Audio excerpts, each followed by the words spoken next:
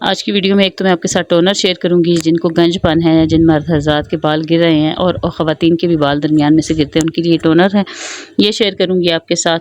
और इसके साथ जो है हम लोग जिस टॉपिक पे बात करेंगे वो जी कल मैंने ये वीडियो में शेयर किया था कि एक बच्ची की कहानी, जिस पढ़ी लिखी बच्चियाँ जो होती हैं उन्हें जल्दी डिवोर्स क्यों हो जाती है। आज उसी की बड़ी बहन जो है ना, उसकी मैं आपके साथ स्टोरी शेयर करूंगी कि ज़्यादा जो माएँ अपनी बच्चियों को ना बहुत ज़्यादा ब्रांडेड रखती हैं, ब्रांडेड समझती हैं कि हमारी बेटी तो एक ब्रांड है। मतलब बहुत ज़्यादा ख़ास उन्हें चीज़ें कोई भी उन्हें आम नहीं देनी। ये तो बहुत ख़ास चीज़ है। उन्हें किसी भी गरीब माहौल में उनको एडजस्ट करना नहीं सिखाती कि हर चीज़ आपको हर वक्त बेस्ट ही मिलनी है, अच्छी ही मिलनी है। तो जो लड़कियाँ ऐसे माहौल में एडजस्ट नहीं करती ना, तो उनके घर भी नहीं बसते। आज इसकी भी मैं आपके साथ एक सच्ची कहानी शेयर करूंगी, तो आपने व्लॉग को एंड तक देखना है और साथ में ही वीडियो को जो है ना लाइक ज़रूर कर देना है और चैनल को सब्सक्राइब कर देना है। व्लॉग का आगाज़ जो मैंने किया है वो सुबह के नाश्ते से किया है। ये रात के पड़े हुए थे नान, इसको मैंने पानी लगा के सुबह गर्म कर लिया। मुझे बहुत अच्छे लगते हैं, ये चाय के साथ बहुत मज़े के लगते हैं। इसके साथ जो मैं आज इसके बाद किचन की सफाई करके जो टोनर बनाऊंगी, उस टोनर में जो चीज़ें मैं इस्तेमाल करूंगी उसमें एक मुट्ठी भर आंवला है, मुट्ठी भर रेठे हैं और एक जो है ना हाफ सी गड्ढी जो है अदरक की है। तीनों चीज़ों को थोड़ा थोड़ा सा दरदरा सा पीस लेना है। उसके बाद उन्हें पानी में 3 गिलास पानी डाल के उनको बॉईल करने की रखना है। जब वो 2 गिलास रह जाए या 1.5 गिलास रह जाए तो उसको अच्छे तरीके से छान लूँगी और छानने के बाद जो उसका गूदा होता है उसमें भी फिर मज़ीद थोड़ा सा पानी डाल के उसको हाथों में मसल कर उसका अच्छे तरीके से गूदे में से भी अर्क सा निकालूँगी और उसे छान के इस बोतल में भर के रख देना है। और फिर इसको स्प्रे बोतल में डाल के तो जितने भी मर्द हज़रात जिनको सख्त गंजपन है वो अपने सर पे जो है ना इसका स्प्रे करें। सर के ऊपर स्प्रे बोतल में डालने से आसानी होती है लगाने में, स्प्रे कर दें और लगा रहे सर पे।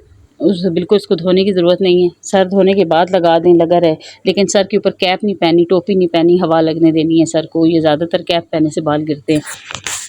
अच्छा, उसके बाद जो है अगले दिन बेशक नेक्स्ट डे आप दोबारा सर धोएं फिर लगा लें। मतलब इसको अपनी जड़ों में लगे रहने देना है और सर पे कोई शैम्पू इस्तेमाल नहीं करना, कोई साबुन नहीं इस्तेमाल करना। इसी की झाग बनती है। जब भी आप सर धोएंगे ना तो इतनी अच्छी झाग बनी होती है, उसी से सर धुल जाता है। उसके बाद दोबारा आप इसको लगा दें बस।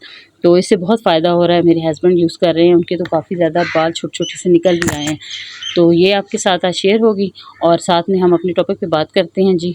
तो अस्सलाम वालेकुम माय यूट्यूब फैमिली, कैसी हैं मेरी प्यारी प्यारी बहनें बेटियां, जहाँ रहें खुश रहें आबाद रहें। मेरी आप सबके लिए दिल की गहराइयों से दुआएं निकलती हैं कि जो लोग मेरे चैनल को ग्रो करने में मेरी मदद कर रहे हैं, अल्लाह पाक उन्हें खुश रखे, उन्हें आबाद रखे। और मेरी इस वीडियो से किसी एक बच्ची का भी फ़ायदा हो जाता है तो मेरे लिए इससे ज़्यादा जो है ना खुशी की और कोई बात नहीं हो सकती।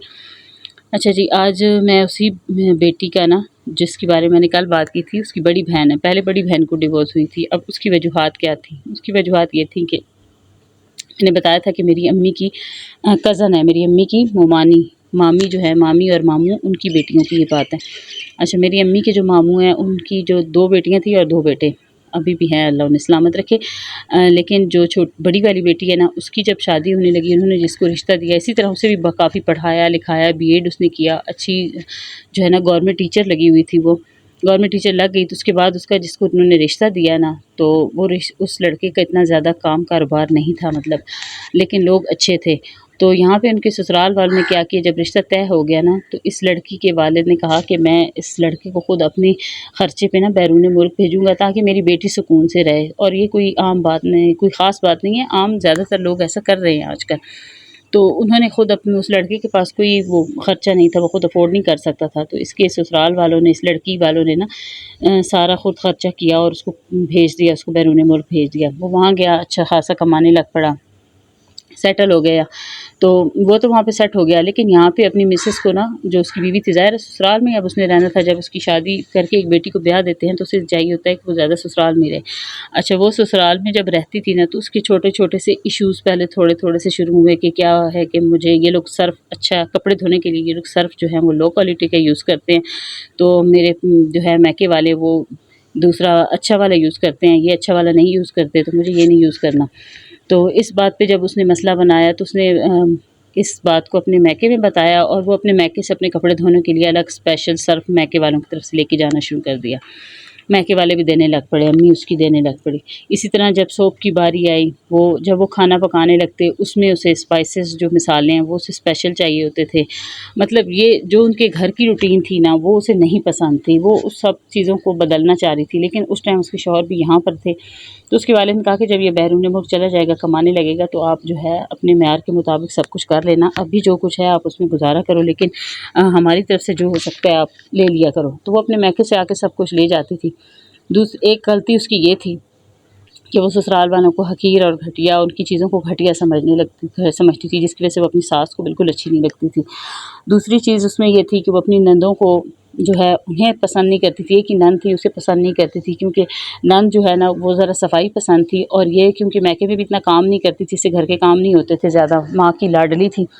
तो वहाँ पे भी ये बैठी रहती थी कि कोई पका के मेरे सामने रख दे और मेरे कमरे की सफाइयाँ कर दे, और कोई ना करे, उसकी नंद अगर सफाइयाँ नहीं करती थी तो मैके में जाके बता देती थी, नाराज़ होकर बैठ जाना। फिर इसके हस्बैंड को भी गर्ज थी कि मैंने बैरूनी मुल्क जाना है, तो इस वजह से वो फिर मना के घर ले आता इस लालच में। लेकिन जैसे वो बैरून मुल्क गया, वहाँ पे सेट हो गया, तो पीछे से इसके मसले मसाइल इसी तरह इसने पीछे से शोर मचाए रखा, और उसने कहा कि आप पहले जो है मेरे लिए अलग घर लो, मुझे अलग रहना है। तो वो क्योंकि अपने माँ बाप का इकलौता था, तो उसने ये कहा कि मैं जितने पैसे आप लोगों से लेके गया हूँ, वो सारा खर्चा, वो सारा कर्जा तो मैं उतार दूँगा, लेकिन ये है कि मैं अलग नहीं होऊँगा, रहना तो इनके साथ ही है, क्योंकि मेरे छोटे भाई भी हैं। तो इस बात पे उस लड़की ने, उसकी बड़ी बहन ने भी यही इशू बना दिया कि नहीं, इकट्ठे नहीं रहना, मुझे अलग रहना है। वो पीछे अपने मैके में रहने लग पड़ी, उसने ससुराल में रहना ही छोड़ दिया। उसके जो हस्बैंड है वो अपनी बहन भाइयों की तरफ जब खर्चा भेजना शुरू किया, तो उन्होंने ताने देना शुरू कर दिए कि जो है तुम सारा ख़र्चा जो है अपने घर वालों को दे रहे हो, तो मुझे कम दे रहे हो। तो इसने वहाँ पे जाके ना, इस लड़के से ये गलती हुई कि इसको ज़्यादा पैसे की लालच थी कि बीवी भी खुश रहे और घर वाले भी, मैं अपने भाइयों को भी सपोर्ट कर सकूँ। तो इसने वहाँ पे ग्रीन कार्ड लेने की कोशिश की ना इस लड़के ने। इसने वहाँ पे ऐसा किया कि एक और वहाँ की लड़की से ना, बैरून मुल्क, इसने शादी कर ली। तो जैसे ही इसने वहाँ पे शादी की, तो यहाँ से जो ये पढ़ी लिखी थी, इनको यहाँ पे किसी ने बता दिया कि लड़के ने वहाँ पे शादी कर ली है। अब उससे गलती ये हुई कि उसने यहाँ पाकिस्तान में ना इस लड़की से कंफर्म नहीं करवाया, इससे साइन नहीं करवाया, इससे इजाज़त नहीं ली। तो जब इन्हें पता चला, तो ये पढ़े लिखे थे, तो इसने अपने पापा से कहा, इसके पापा भी सारी ज़िंदगी बैरून मुल्क रहे, तो उन्हें सब कुछ उन्हें पता था। तो उन्होंने क्या किया कि यहाँ से उस पर FIR कटवा दी बैरून मुल्क। वो बेचारा वहाँ पे जेल में हो गया, उसे जेल हो गई। उस लड़की ने वहाँ पे जेल करवा दी इसे, वहाँ जिसके साथ में दूसरी शादी की भी सिर्फ कागजात में थी, ग्रीन कार्ड लेने के लिए की हुई थी, लेकिन वहाँ पे इन्होंने उसको वहाँ पे जेल करवा दी। अब वहाँ से उसको जब जेल हुई, तो उसे वहीं से फ़ौरन पाकिस्तान भेज दिया गया। सज़ा उसकी ख़त्म हुई, तो वो पाकिस्तान आ गया। यहाँ आते ही उसे गुस्सा आया हुआ था, उसने गुस्से में आके इस लड़की को डिवोर्स दे दी। अब इस दौरान उसकी एक बेटी भी पैदा हो गई। अब बेटी उसकी माशाल्लाह जवान है, लेकिन इन्होंने फिर उस पर केस कर दिया कि हमें बेटी का ख़र्चा चाहिए। अब वो बेटी को ख़र्चा भी दे रहा है, उस बेचारे की दूसरी शादी भी होगी उस मर्द की, लेकिन उसमें से भी उसकी बेटी है। लेकिन ये लड़की जो थी ना, ये वहीं के वहीं खड़ी है, इसने दोबारा इससे किसी ने शादी भी नहीं की, और जो अपनी बेटी थी उसे भी उसने खुद टीचिंग कर रही है, कमाती है, खुद उसको पाल रही है। लेकिन अब आप लोगों को इतनी बात बताने का मकसद सिर्फ इतना है ना कि माएँ अपनी बेटियों की तरबियत करते हुए ना, उनको थोड़ा सब्र भी सिखाएँ, और उनको जो है ना कम हैसियत वाली चीज़ों में गुजारा करना भी सिखाएँ कि ये चीज़ अगर उससे नेमुल बदल अगर कम दाम वाली चीज़ मिलती है, लो बजट वाली मिल जाती है, या एक चीज़ ब्रांडेड नहीं है, तो उसमें भी आपने गुजारा करना है। अब अगर ये गुजारा कर लेती, उन चीज़ों में सब्र करती और अपने हस्बैंड का साथ देती, अगर उसने वहाँ ग्रीन कार्ड के लिए शादी कर ही ली थी, तो वो डबल पैसे घर में भेजता, इसको भी अलग खुशियाँ देता, अपने माँ बाप को भी दे देता, तो फ़ायदा तो इसी का होना था। कौन सा वो लोग यहाँ आ जाती हैं तो ग्रीन कार्ड के वाली, जो बैरून मुल्क वाली होती हैं, तो अपना इसका घर भी बसा रहता। अब बीच में वो बेचारी बच्ची जो है, वो अपनी माँ के पास रहती है, लेकिन ना उसने बाप की शफ़क़त देखी, ना प्यार देखा, और ऐसे ही बड़ी होती जा रही है। और कितनी दफ़ा उसे कोर्ट कचहरी के चक्कर भी लगाने पड़े कि उसके बाप ने उसकी कस्टडी मांगी, तो इन्होंने नहीं देने दी, इन्होंने ख़र्चा मांगा, तो अब बीच में बच्ची भी पिस रही है। तो आप लोगों के साथ, अपनी बेटियों के साथ ना, ये ज़िंदगी के तजर्बे इसलिए शेयर करती हूँ कि आने वाली ज़िंदगी का कुछ पता नहीं होता, कहाँ कब किस बेटी के साथ क्या हो जाए। तो ऐसे में ना, बच्चियाँ अगर सब्र करना जानती हो ना, तो माएँ अपनी तरबियत में बच्चियों को सब्र करना भी सिखाएँ, और जो है हालात को समझें। या तो ऐसी जगह पे रिश्ता ही ना करें, या जो आप लोगों से थोड़े से लेवल में कम हो, अपने मुकाबले के लोगों में शादी करें। और अगर अपने से कोई कम है, तो उनके साथ एडजस्ट करना सीखिए। इसी तरह जब मेरी शादी हुई थी, तो मेरी शादी के बाद तो ये मसला था कि मेरे ससुराल में मुझे जो कुछ भी ला के दिया जाता था, जो कुछ भी आता था, उसको मुझे हाथ नहीं लगाने देती थी, मेरी जेठानी नहीं लगाने देती थी, इसका सारा कंट्रोल था। लेकिन फिर भी मेरी अम्मी कहती थी कि हम आपको देते रहेंगे, आपने सब्र शुक्र करके वहीं गुजारा करना है, क्योंकि आपकी बेटियों की ज़िंदगी ख़राब होगी। इतने साल इतनी इनकी ज़्यादतियों के बाद सब्र शुक्र करती रही, बर्दाश्त करती रही। मैं अपने मैके वालों से कुछ चीज़ें ले लेती थी खाने पीने की, लेकिन इसलिए नहीं लेती थी कि मेरे मैके वाले जो हैं वो बहुत ख़ास खाते हैं और यहाँ बहुत आम है, बल्कि मेरा काम मामला ये उलट था कि मुझे यहाँ पे कुछ मंगवाया हुआ दिया ही नहीं जाता था। मेरे हस्बैंड जो हैं वो, मैं अगर किसी चीज़ के लिए मांगती भी थी तो या खुद हिम्मत करती थी कुछ लेने की, तो घर में लड़ाई झगड़ा बना दिया जाता था। मेरी जेठानी जो है ना ऊधम मचा देती थी सारे घर में।